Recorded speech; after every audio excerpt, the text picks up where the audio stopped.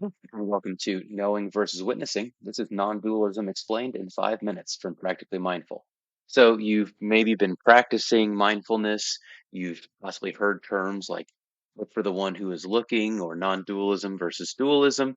And maybe you found these concepts to be a bit opaque, a bit challenging to engage with. Well, let's take a few minutes here to just fully understand in very practical terms what these concepts mean and what it is that we're trying to accomplish when we are sitting in a state of mindfulness. Okay, so let's get into it. We're going to start with this concept called the overview effect. This is just very important context, I believe, for where we're headed with mindfulness. And the overview effect is very simple. It's to say that we all know that there are no real borders between countries, and there's very little border other than a thin veneer of atmosphere between Earth and outer space.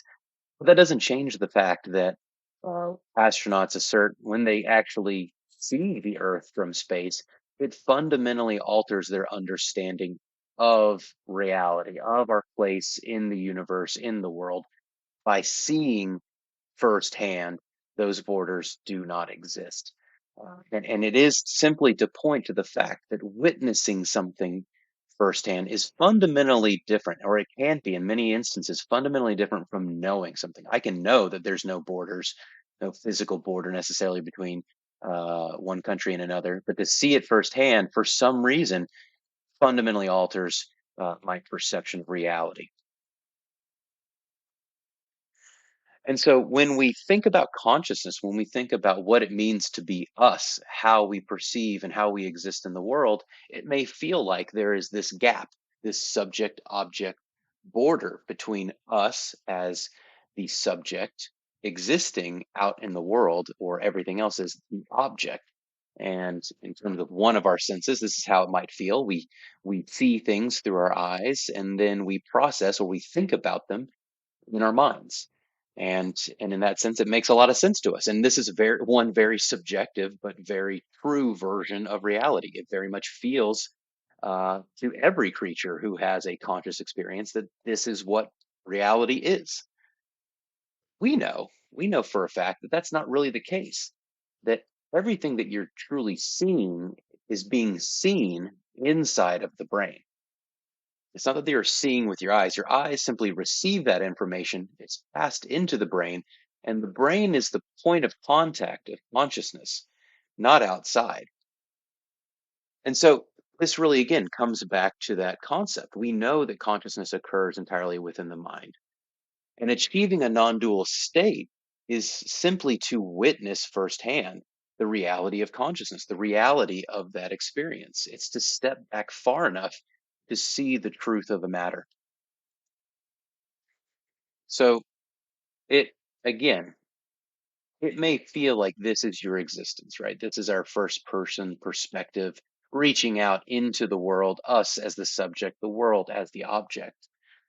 But what if this life that we're living right now, just take as a thought experiment, what if one day you were able to just take off virtual reality goggles and this whole life that you had lived, you realize was in VR? What does that mean for the body that you were using in there? Doesn't really exist in this circumstance. We understand it now to be part of this screen, this sensory experience, but it fundamentally is not actually part of reality at this point. It's simply an appearance that exists there. And so that's really much more akin to what the brain is doing. When we say that consciousness occurs entirely within the brain, it is to say that this feeling that we are this body out in the world is more like a virtual reality trick that the mind creates so that we can really effectively live and engage and thrive and survive in the world. But it's not to make it, not to say that it's real, it's to say that it feels very real, but that it's much more akin to sort of a perpetual virtual reality. And so that's really the crux of it. When we meditate, when we practice mindfulness, we're practicing uh, the capacity to observe, to witness firsthand that there is no separation between subject and object, that in reality, it is simply one plane of experience. There's no border, there's no divide. Because it is all occurring in the mind, any concept, any sensation that you are this body is simply a construct of consciousness. And if we can step back far enough, if we can look for the one who is looking, we can see that in reality, there's nobody there. As much as it may feel like somebody is there, it's all really a trick that the mind is playing from really inside of your head. I hope that's helpful. Looking forward to feedback and comments. Thank you very much.